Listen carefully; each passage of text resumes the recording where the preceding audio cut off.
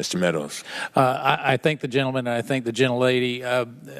Mr. Chairman, in a spirit of transparency, and I think we all want transparency here, I would offer for the chairman's consideration and this body's consideration, releasing the full transcripts that we had in the 11th hour, breaking with two different conditions. One is that we have the opportunity to interview Ms. Lisa Page first, since those text messages were back and forth between two witnesses.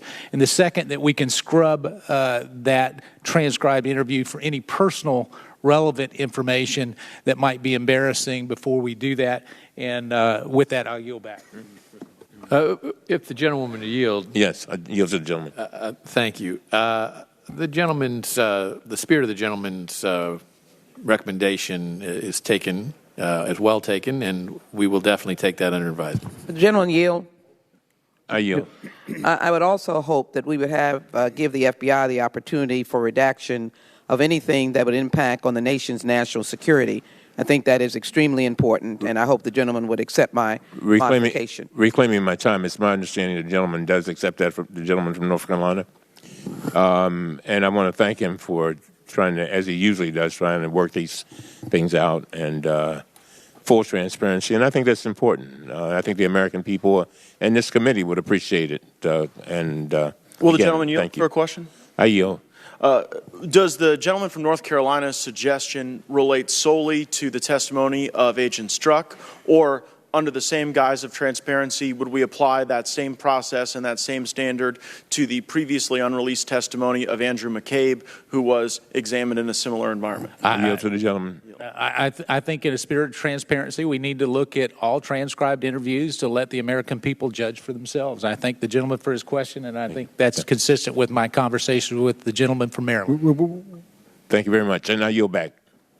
The chair recognizes the gentleman from Texas, Mr. Smith, for 5 minutes. Thank you, Mr. Chairman. Mr. Chairman, I'll yield my time to my friend and colleague from Texas, Mr. Ratcliffe. I thank my colleague for yielding. Agent Strzok, on May the 9th, 2017, President Trump fired FBI Director Jim Comey.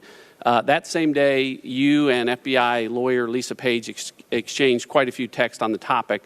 At 8:14 p.m. on that day, you texted Ms. Page and said, quote, "And we need to open the case we've been waiting on now while Andy is acting," end quote. First, is that Andy McCabe, the former deputy director of the FBI, who has since been fired and criminally referred by the Inspector General? It is. All right. And what case are you referring to opening now that Andy is the acting director of the FBI? Sir, to get into that would relate to ongoing investigations, which, consistent with the department's policy on ongoing investigations and based on the special counsel equities, I'm not authorized to discuss ongoing investigations. Okay. Well, let me see if I can give you a question that you can answer.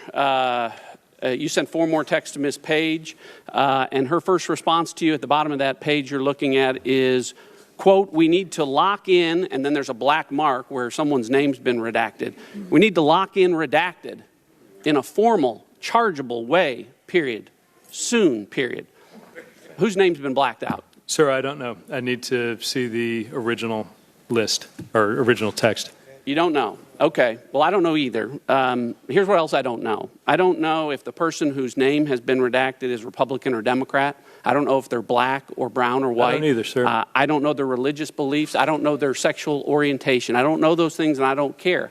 But here's what I do know. I do know that decisions about when and whether to open investigations and when and whether to charge people with crimes aren't supposed to depend on who's sitting in the director's chair or on political decisions or on the political agendas of FBI agents and lawyers. So if a Trump-hating FBI agent and a Trump-hating FBI lawyer who have talked about effing Trump, stopping Trump, impeaching Trump, are within hours of President Trump firing their boss, if they start talking about opening an investigation now that Andy is acting and that some person needs to be locked in a formal, chargeable way soon, I know, as a former U.S. attorney, that if in fact that's what happened, I know that whoever is the subject of that case that was opened now that Andy is acting, and whoever you and Ms. Page talked about needing to be locked in soon in a formal, chargeable way, well, they would have had their civil liberties violated. They would have been deprived of due process. So my first question to you, you wouldn't answer. My second question to you, you couldn't answer. Let's go for a third question. On page 400 of the Inspector General report, someone tells the Inspector General, quote, there is a bright line, a bright and inviolable line between what you think personally and belief and the conduct of your official business.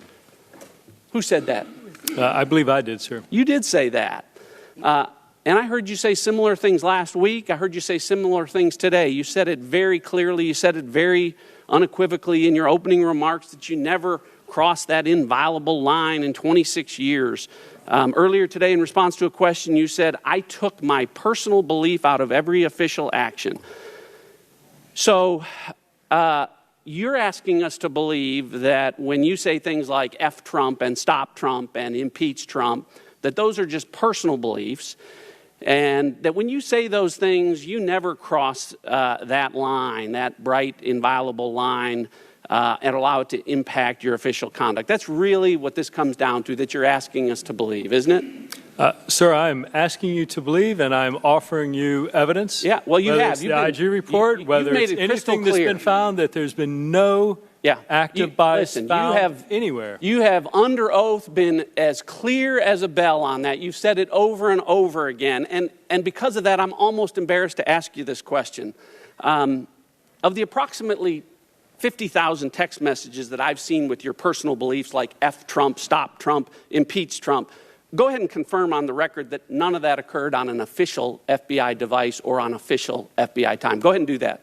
Sir, no, they did. Many of them did occur. Oh, they did. And I would say okay, of the so 50,000, sir. So really, no, I'll give you a chance at the end. So what you really meant to say was that when you said you never crossed that bright, inviolable line, what you meant to say was, except for 50,000 times, except for hundreds of times a day where I went back and forth, expressing my personal opinions about effing Trump and stopping Trump and impeaching Trump on official FBI phones, on official FBI time. Other than that, you never crossed that line.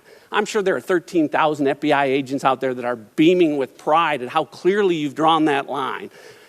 Agent Strzok, are you starting to understand why some folks out there don't believe a word you say, and why it's especially troubling that you, of all people, are at the center of the 3 highest profile investigations in recent times that involve President Trump, and that you were in charge of an investigation investigating, gathering evidence against Donald Trump, a subject that you hated, that you wanted to F him, to stop him, to impeach him?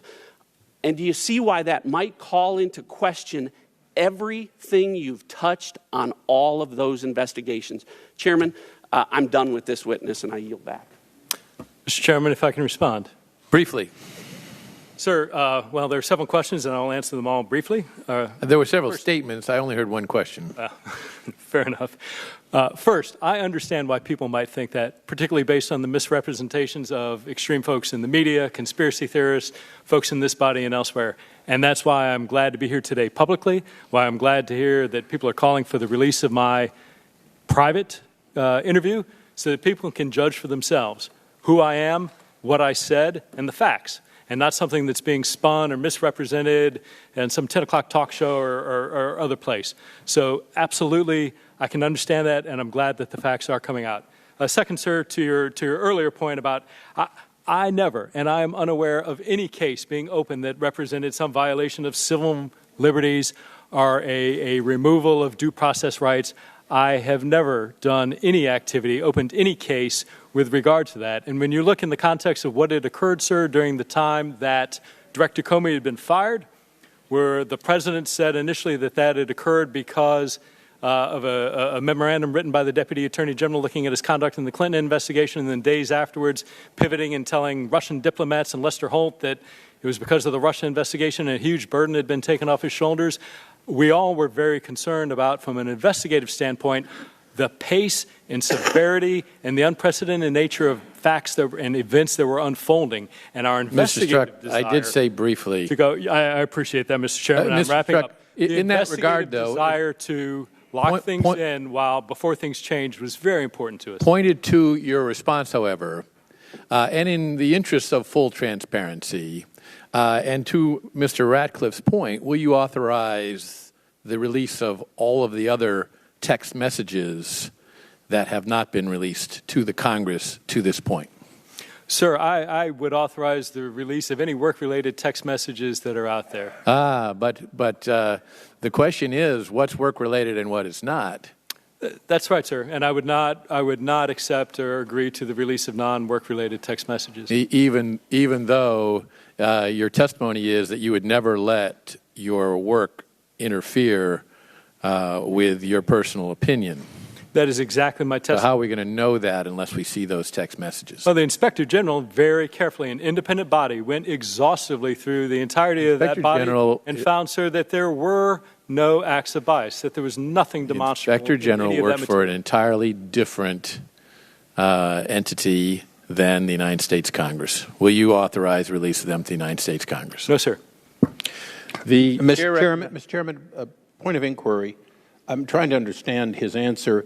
My understanding was that the Inspector General did not see what he is claiming to be his personal text, that they were requested and he delivered what he said was business related. So if I understand correctly, no one has seen anything that he determined, Mr. Strzok determined, would not be delivered because in his opinion they were not business related. I have a number of texts in front of me that I would say were very personal that we're looking at that undoubtedly he would have objected to turning over. The gentleman makes a very good point. He may want to ask questions about that when he is shortly to be recognized. But first we're going to recognize the gentlewoman from Texas, Ms. Jackson Lee, for 5 minutes. Mr. Chairman, thank you very much. I'm sorry my colleague walked out before Mr. Strzok could give his answers. I hate no one. I do not hate the administration, the president, my colleagues. In fact, I love this nation. I honor this nation. And so I believe it is important that we stand on the force of truth in the Constitution. In the oversight of these two committees, it is unfortunate that none of these committees, judiciary or oversight, have decided to pursue more precious or more important issues than asking about Hillary Clinton's emails, which have been well documented, that there was no criminal impact, and in essence, she was vindicated by the Inspector General's report and other reports. Unfortunately, this has become a fishing expedition. What we have not done is investigated the children being stolen away from their families, nor have we looked at our president meeting with Mr. Putin, getting his annual performance review while offending our NATO allies. Foreign policy scholars are aghast that this president, one who famously refused